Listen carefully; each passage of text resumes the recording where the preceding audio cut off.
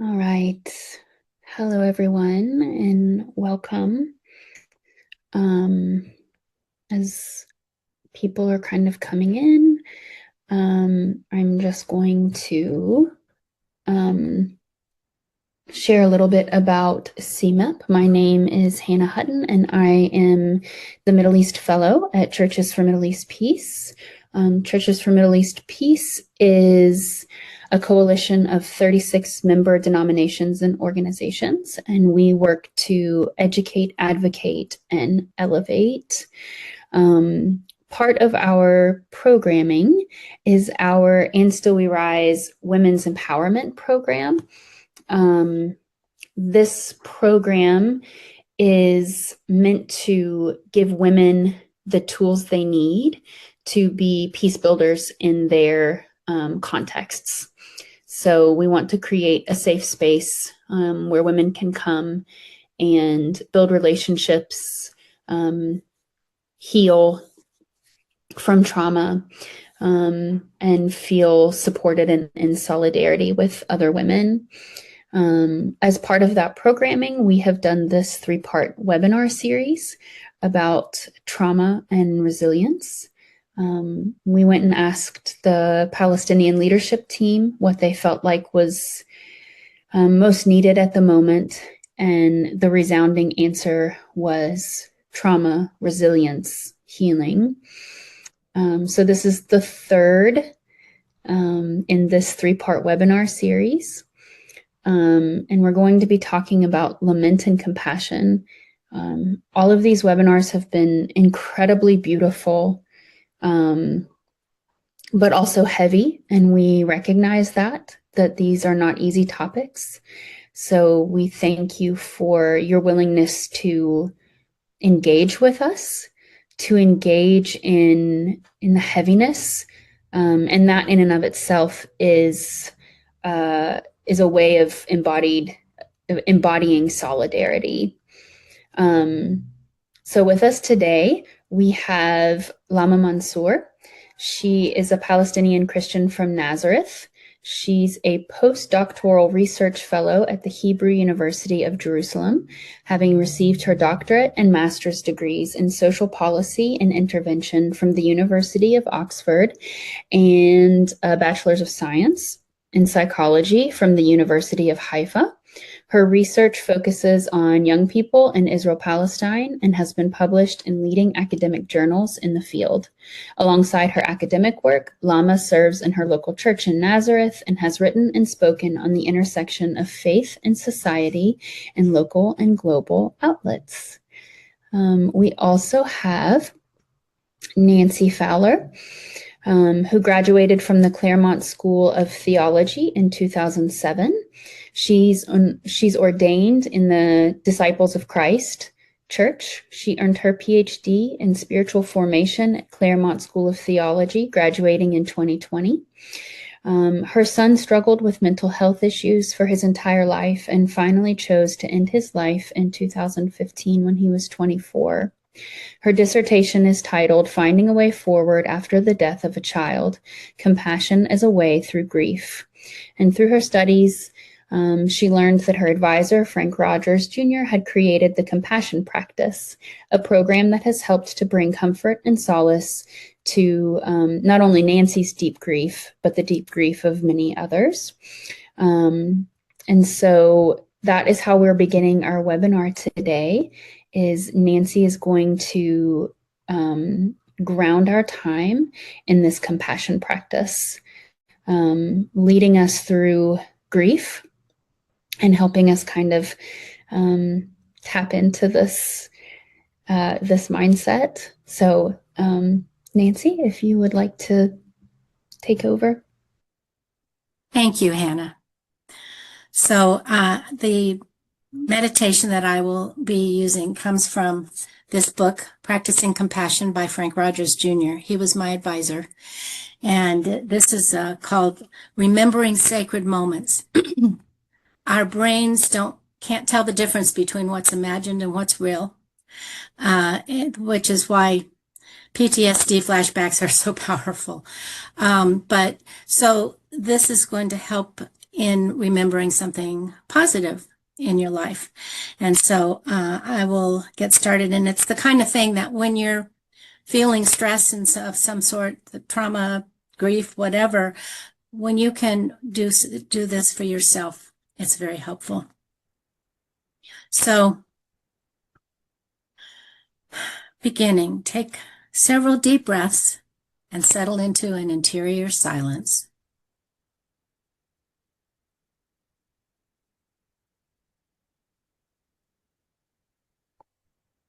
Take a deep in-breath and extended out-breath, maybe even with an audible sigh.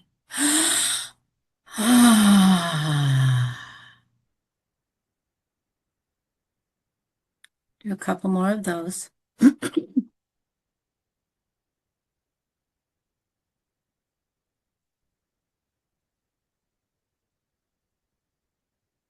And now, a bit like thumbing through a photo album of your life, become aware of various moments in your life, your week, recently or a long time ago, that felt sacred or expansive to you.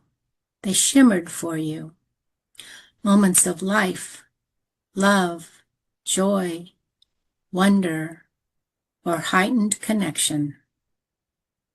These may be intense and unforgettable moments, or simple and mundane whispers of presence and connection.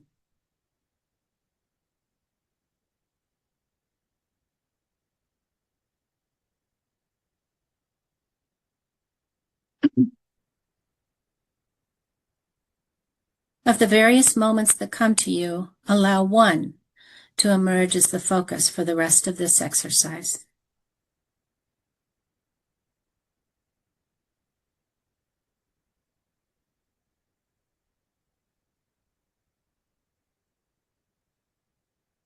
Remember this moment by returning to it in your imagination. Recall what was going on in your life at the time, where you were, who accompanied you.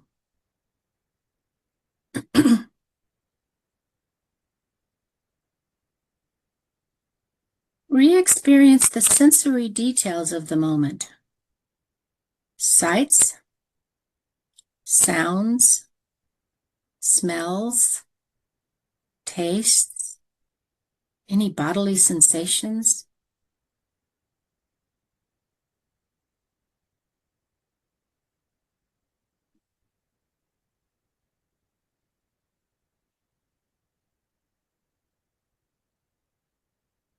Remember what seemed sacred or expansive about the moment and how this expansive presence felt.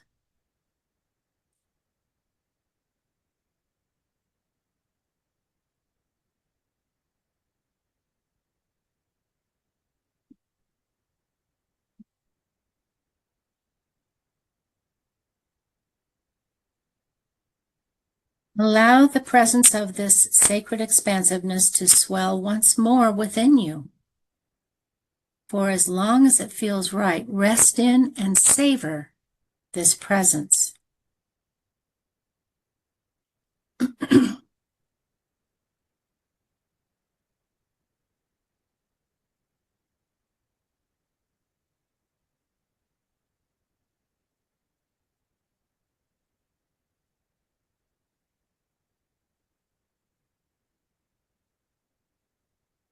Think of a symbol that embodies the essence of this presence. A healing light, perhaps, a divine figure, a warm embrace, a symbol that embodies the essence of this presence.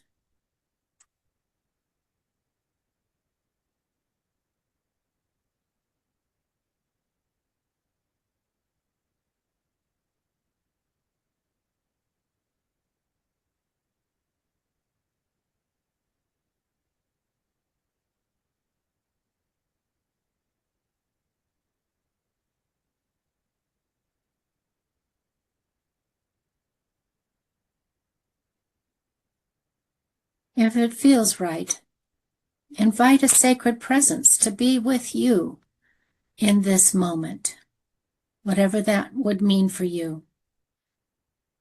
a divine figure, a person, an ancestor, some sacred presence to be with you.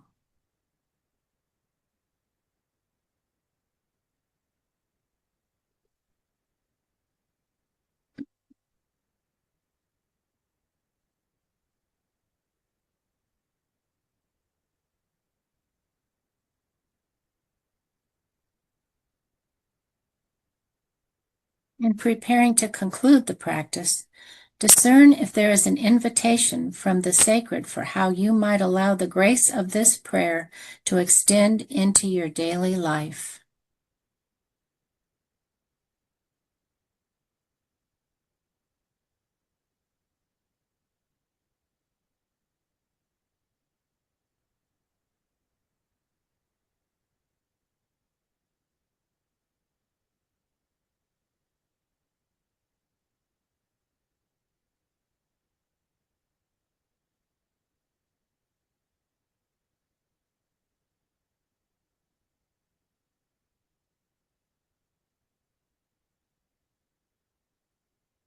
Find a tangible object or symbol that can remind you of your sacred moment. Something that you can carry in your pocket, maybe a chain around your neck.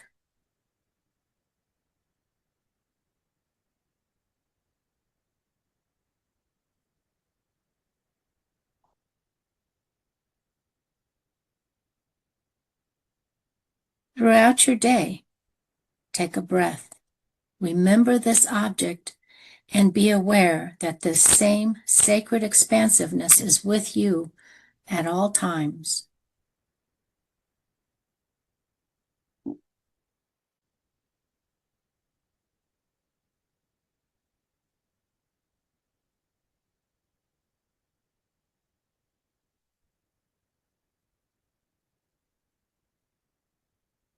And now,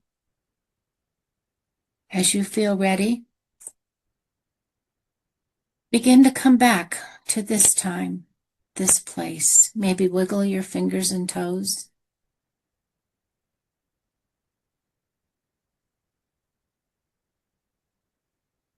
When you're ready, open your eyes.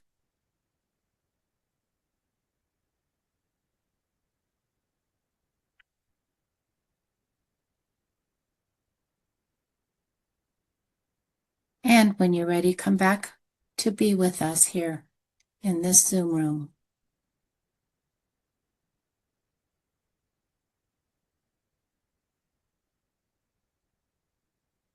Welcome back. Is there anything you'd like to share from that practice?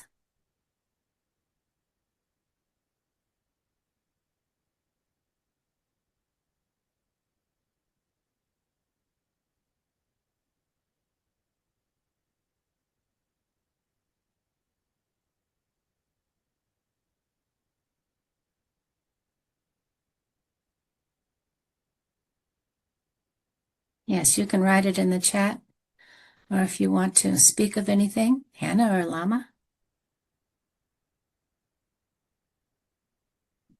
I have found this to be a really important part of this compassion practice, sharing.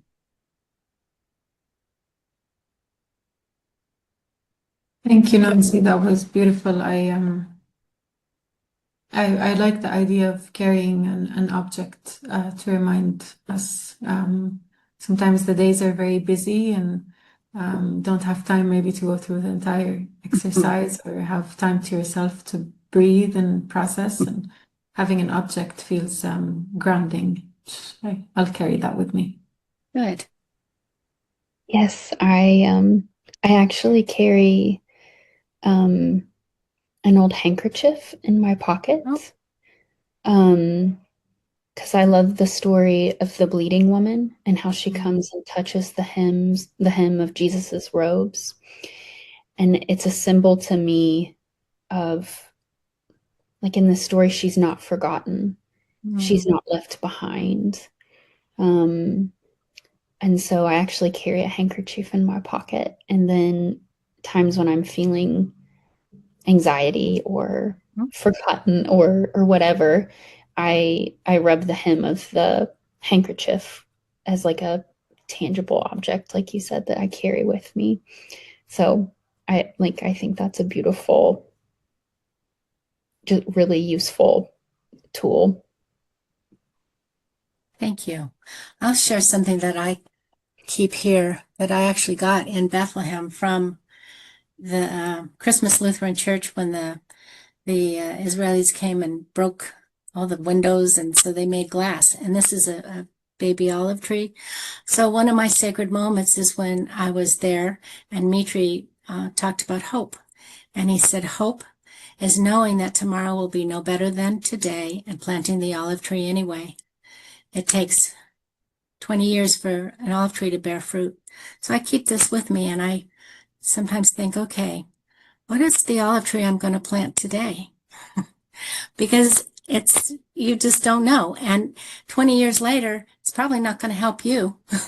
So, but that's hope. Hope is active, but that's a sacred moment for me. Thank you. That's beautiful. Thank you so much for sharing that with us, Nancy. Sure. Thank you for being here. Oh, thank you for inviting me, and that I get to be here now for the rest. And taking us through that practice.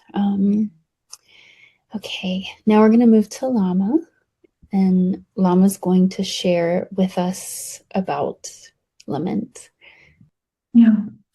Thank you, Nancy, and thank you, Hannah, for organizing this. And yeah, I'm just really honored and privileged to be with you. Really looking forward to our time together.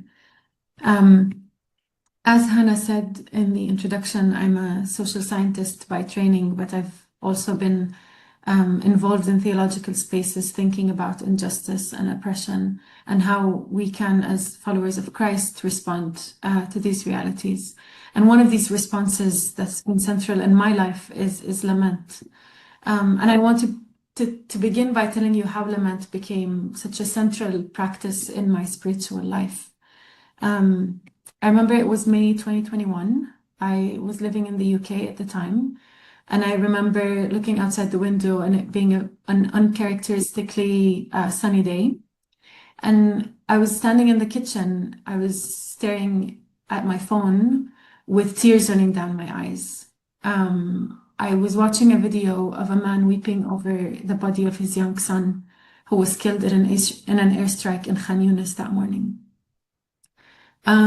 This was during an Israeli offensive on Gaza. This was 11 days in May 2021, in which hundreds of Palestinians were killed and dozens of Israelis were killed, including children on both sides.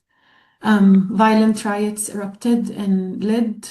Families were attacked in their homes in Haifa and Akka.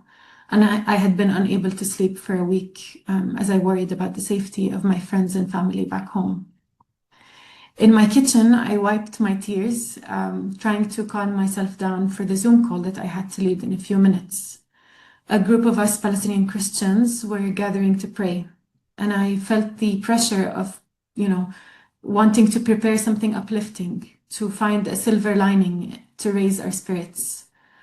But what silver lining could I possibly offer?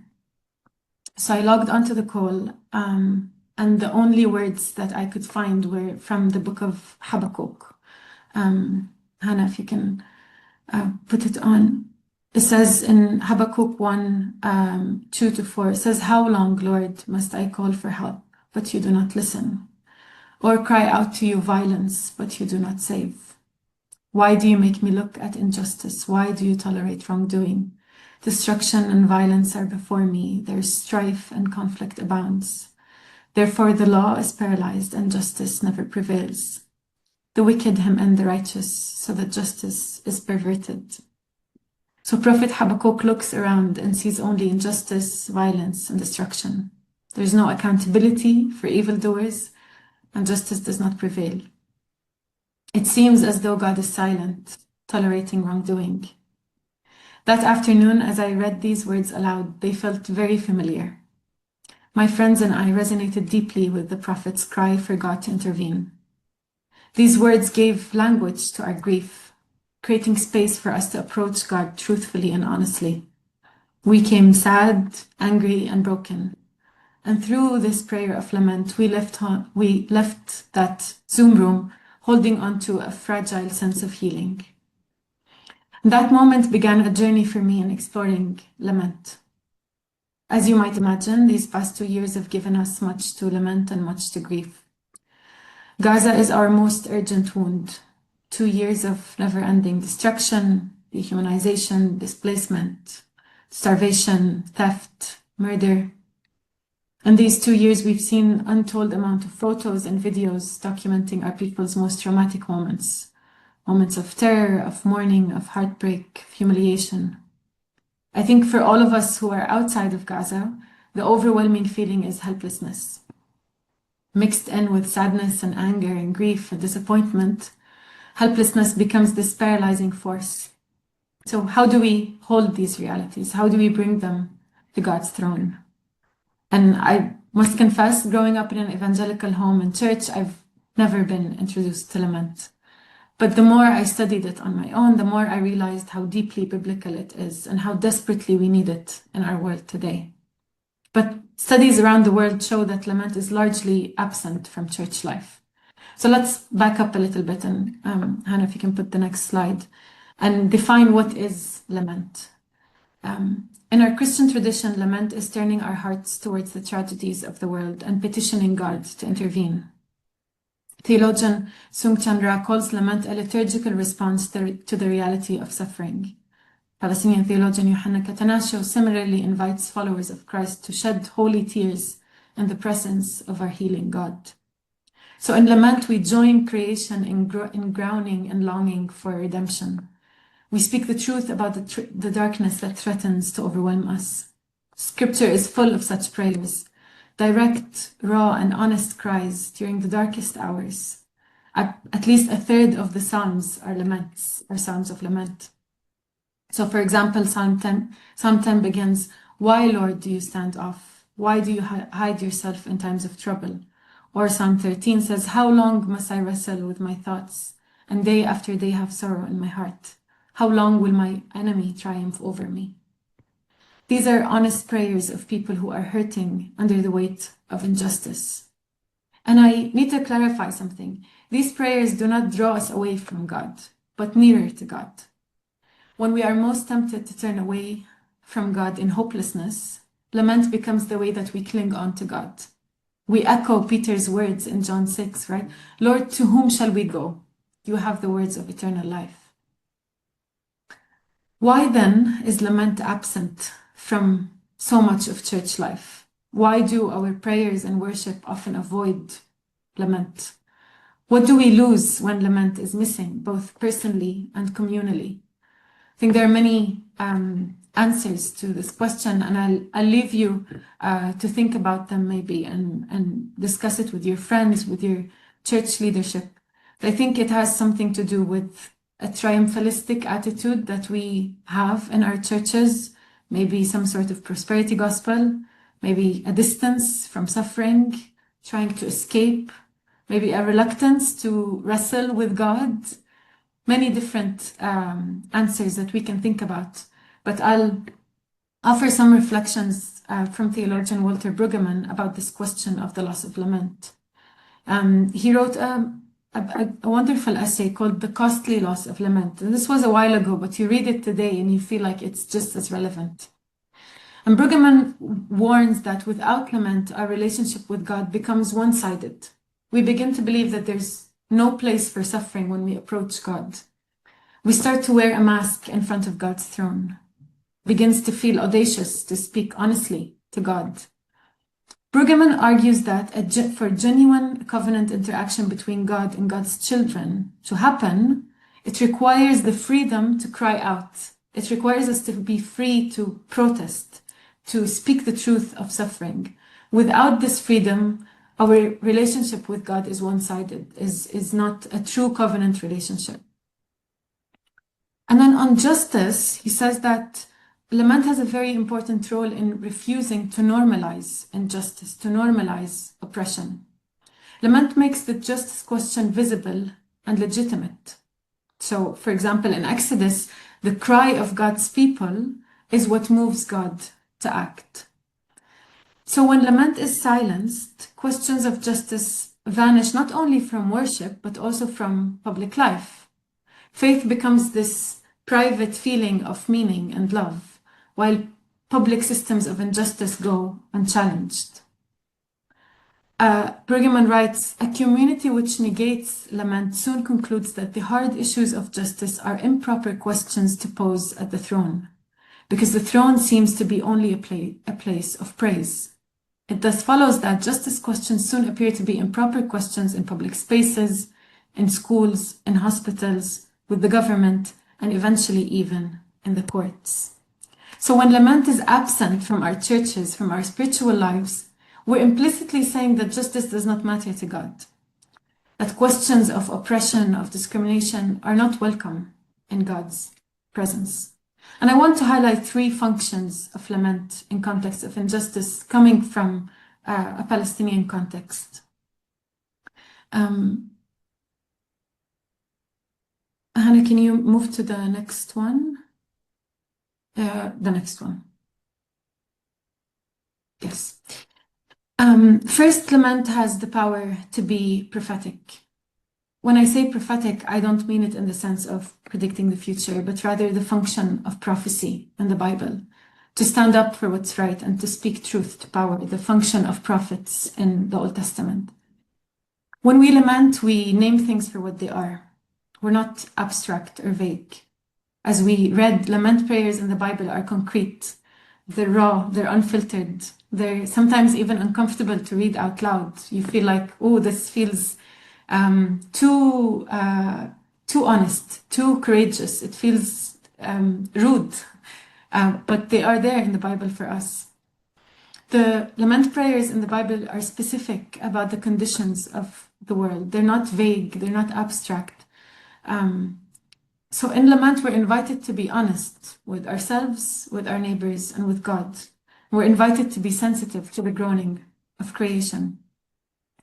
In her book, This Here Flesh, Cole Arthur Riley writes, when we weep for the conditions of this world, we become truth tellers in its defense. We name the injustices clearly, and we declare that they sadden God's heart. And in doing so, we reclaim our prophetic voice, and we manage to challenge systems of oppression. In Palestine, this means naming reality for what it is: apartheid, genocide. This is what's happening. Ethnic supremacy across the land. And the second thing, and if you can move to the next one, I believe that when we lament, we are acting in holy defiance. The powers of this world want us to accept reality of injustice and pain around us, to normalize it. They want us to be numb, to be desensitized to the sufferings of our brothers and sisters, to make us look away from our neighbors. Empires want to reduce our capacity to feel pain. They want us to be numb. However, when we look closely, we realize that our capacity to feel pain is our capacity to pay attention. And our capacity to pay attention is our capacity to love and to rejoice. So when we cannot weep with others, we cannot love them. A famous quote that's attributed to Oscar Romero is, "There are things which can only be seen by eyes that have cried." The love that is required of us as followers of Christ cannot be lived without tears. This is why Scripture says, "Rejoice with those who rejoice and mourn with those who mourn." So in lament, we defy the temptation to get desensitized, to be numb. We declare that we will pay attention.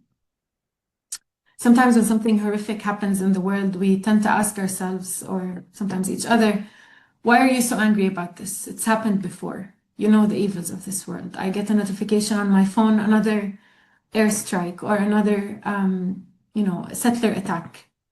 But I think we should protect this instinct to be angry, to grieve over the destruction of the image of God, because it indicates that we love the image of God and we want to honor it.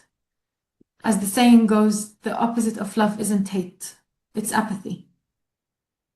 This is why I believe when we lament, we are refusing to surrender to the inevitability of evil. When we lament, we're actually expressing a deep conviction that creation was made for goodness, not for destruction. When we lament as a church in our land, in Israel, Palestine, we're declaring that the soil of Israel, Palestine was not made to be saturated with blood. That Palestinians and Israelis were not created to be eternal enemies set on destroying and killing each other, but to be beloved children of God, free to move and to love and to celebrate. And when we lament, we do so with the deep conviction that there is a God who is listening and who is weeping with us. And third, I believe that lamenting is the first step to being good keepers of our neighbors. In communal lament, we are forced to look outside ourselves and to walk in the shoes of our brothers and sisters in humanity. To weep over the sorrows of another, you have to be deeply connected to them. In a sense, lamenting is loving our neighbors through tears.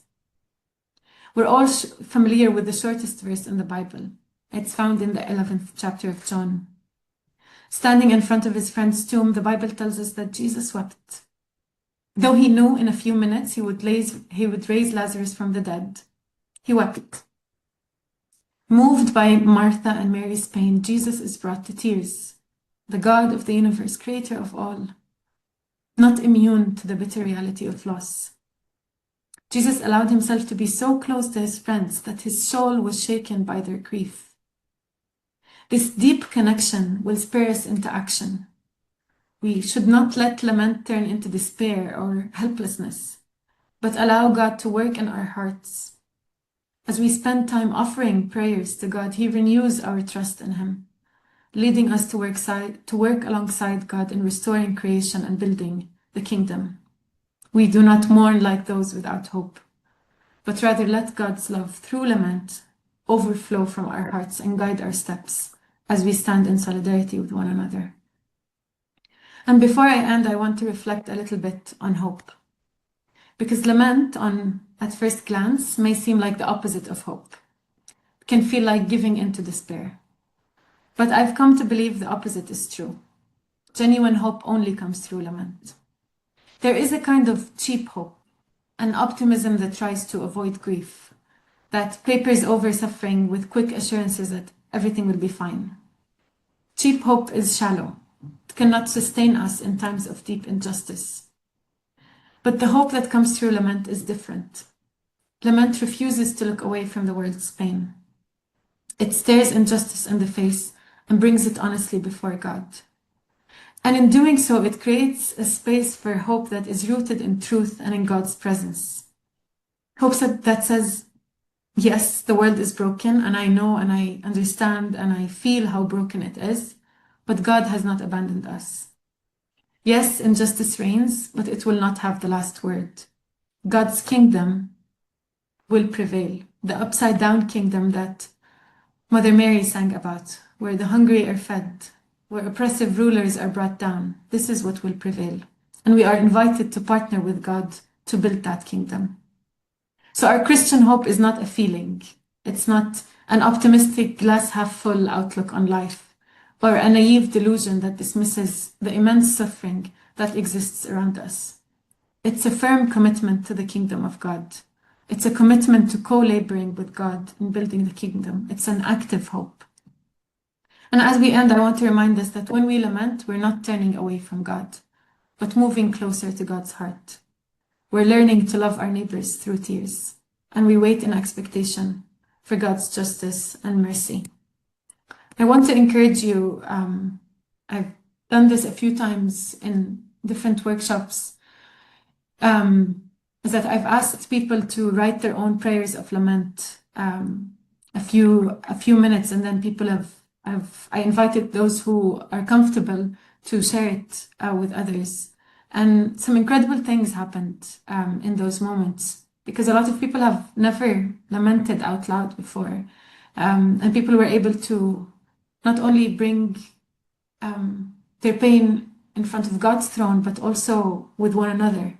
And connections, true connections were formed there. So maybe not today in this setting, but I really encourage you to take time to write your own prayer of lament, maybe share it with someone, and see how God works from there. I think God honors our honesty and honors heart when we come to Him in honest prayer.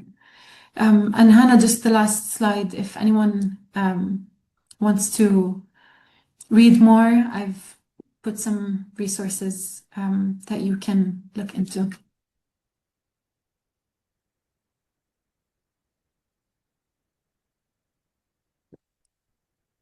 Thank you so much, Lama.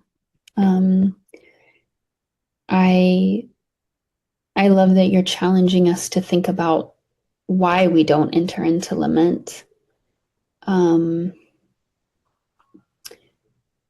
Whether it's comfort or a perceived lack of trust in the Lord, or whatever the reason, I think it's important to challenge it, because not lamenting breeds unbelief rather than actual true belief. And just thinking about maybe the idea of like, how can you know hope unless you've known grief? Yeah. So actually what we are going to do is we're going to write a prayer of lament. I'm going to lead you through a time where we're going to write a prayer of lament. And I would like to encourage everyone to do this the way that it makes sense for yourself. I believe that God has created us uniquely, with special talents and skills and bents, and that He communicates with us uniquely. So during this time, if you enjoy writing, write this out. If you are an artist, draw it. If you are a musician, then put these words to music. However this prayer can be meaningful to you in a creative way, let that be the way that you express this. And don't try to fit yourself into a box. So May as I long add something here? In grief, all my work in grief, everything I read says face your pain. And lament is a very spiritual way to do that. It's acknowledging to God, I hurt. And then a part of lament is acknowledging that God is present in this. And so they say face your pain, but do it in a healthy way, non-pathological. And lament is really an awesome way to do this, in a very spiritual way, to really have God with you in it. Yeah. Thank you, Lama. That was beautiful. Thank you. Yeah, I'll add maybe one last thing that Hannah you touched on maybe, and I can't remember the verse. Once I remember it, I will. But in the Bible, it says there's a verse that says, "Teach your daughters to lament." And so it's something that we have to learn. It's something maybe that we weren't taught, Yes. and it's something Yes. that we learn. And throughout time, it's like a muscle. So the more that we practice it, the more that it becomes Yes. easy, or the more that it becomes natural to us. Yeah, natural. Express. And maybe the last idea is that what implicit messages are we sending in our churches if we are not lamenting? If there is someone who's hurting in the pews, does our lack of lament tell them, you can't bring that here? You can't be honest with God. You can't be honest with us as a church. You can only, when we ask you, how are you? You can only say, thank the Lord, everything's fine. So what messages are we sending about God, about our community as a church? And that can make people very, very lonely in their pain. And I think that's something that we can think about. Yeah. Yes. Thank you, Lama. And I think I'm thinking of Richard Rohr says that pain that isn't transformed is transmitted. Oh, yeah. And then with that, the idea of like clean pain and dirty pain. So we have clean pain when we face our pain. It's painful to walk through lament, but it's a good kind of pain. It's a pain that leads to healing. It leads to courage. It leads to action. And the thing is we're going to, our pain's going to seep out of us anyways, and it will come out in like what I've heard called dirty pain, where it's harmful to those around us. And so learning to lament, learning to sit with our pain, learning to give it to the Lord, really does help transform that pain. So right now we're going to write or draw or sing a song of lament that we're going to write. So like we've been saying, lament is a prayer that comes from a place of pain. It gives voice to our most intimate feelings and our deepest longings. Through this, we give voice to these exiled parts of our deepest self. We're giving the voice back to the parts of us that feel like maybe our voices have been stolen. And so, like Lama mentioned, a third of the Psalms are classified as Psalms of Lament. These are individual and communal laments. Individual for us, communal when we think about the Palestinian people crying out together in lament for the oppression and violence that they have lived under for way too long. So to begin our time, I'm going to start by reading a Psalm of Lament. I'm going to read Psalm 6. And it says, Lord, do not rebuke me in your anger or discipline me in your wrath. Have mercy on me, Lord, for I am faint. Heal me, Lord, for my bones are in agony. My soul is in deep anguish. How long, O Lord, how long? Turn and deliver me. Save me because of your unfailing love. Among the dead, no one proclaims your name. Who praises you from the grave? I am worn out from my groaning. All night long I flood my bed with weeping and drench my couch with tears. My eyes grow weak with sorrow. They fail because of all my foes. Away from me, all you who do evil, for the Lord has heard my weeping. The Lord has heard my cry for mercy, and the Lord accepts my prayer. All my enemies will be overwhelmed with shame and anguish. They will turn back and suddenly be put to shame. So, as we begin, all the Psalms of Lament follow this structure that include some of these following elements. So, the first one is the address. It's your cry to God.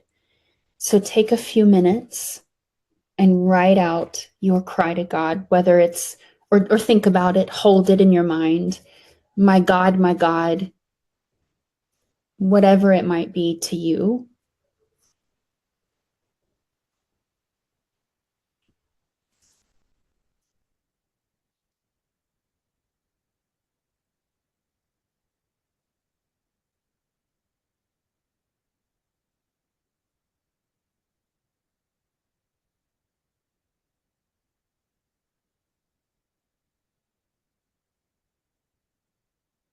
The next part that we see is this complaint, a description of the problem, such as, why have you forsaken me? Why are you so far from helping me? Like the Psalm said, I drench my bed with my tears.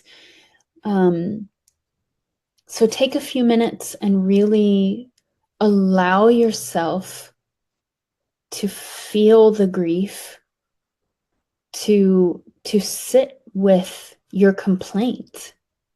allow it to fill up your person. Feel it in your body. And then write out the words or images that go with it.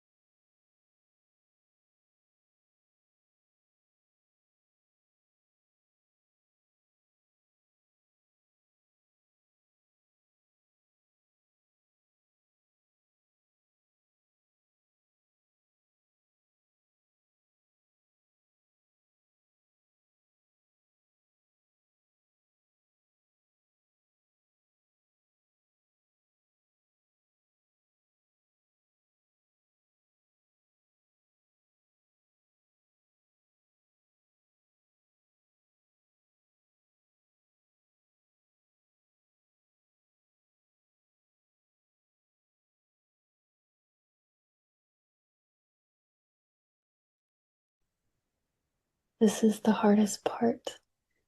I can feel myself wanting to get up and move, to like physically run away from the feelings. So I want to give us one more minute to sit in it and work that muscle, like Lama said.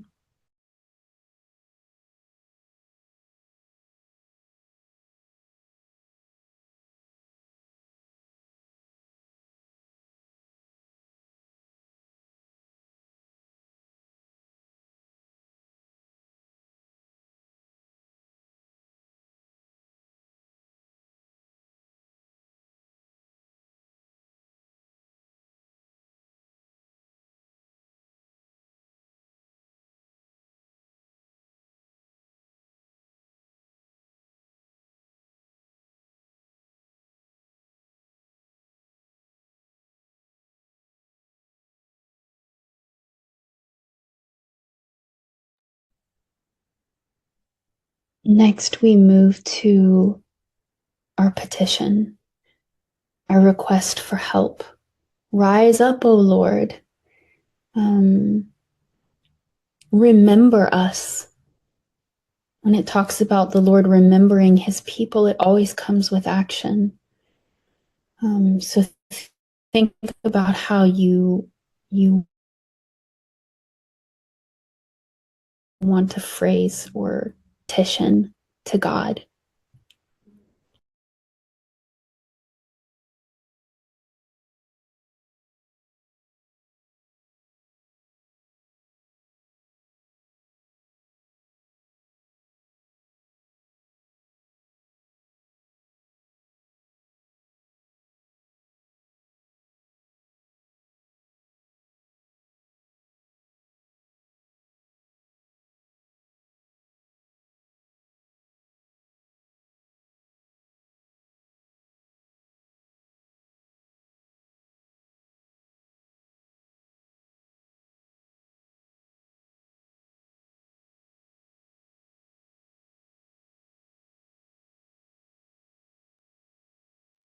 The next section is an affirmation, a statement of trust, such as, but I call upon God, and the Lord will save me.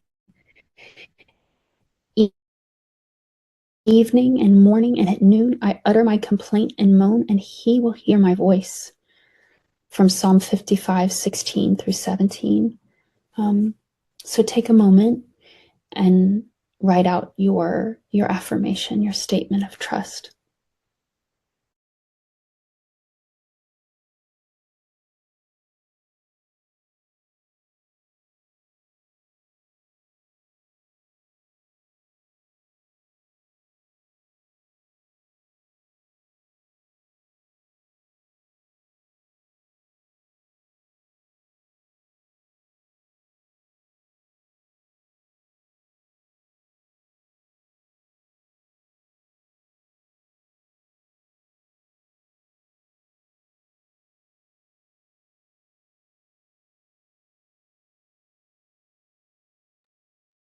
And finally, you move to a resolution, which is a vow of praise to God, such as, "O my strength, I will sing praises to you, for you, O God, are my fortress, the God who shows me steadfast love."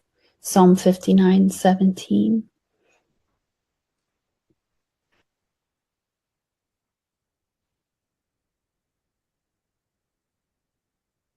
So if you've never done an exercise like this before, I find it really helpful to go with whatever word is like in the forefront of your mind or heavy on your heart, word or phrase or idea, and move through that. And we don't have time now to sit here and maybe give you all of the time you need, but this gives us a pattern that we can take and maybe make a regular practice out of writing a psalm of lament, writing our own prayer. And as Lama said, read it aloud to a friend who you think might understand. Ask your friends to do it with you, and then take turns sharing your psalms.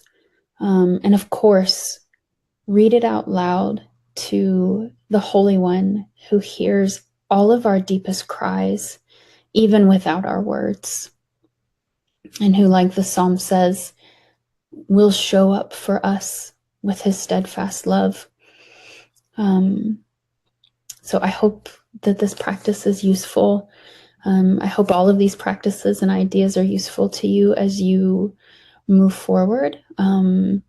I just thank all of you so much for being here with us today. Thank you, Nancy. Thank you, Lama.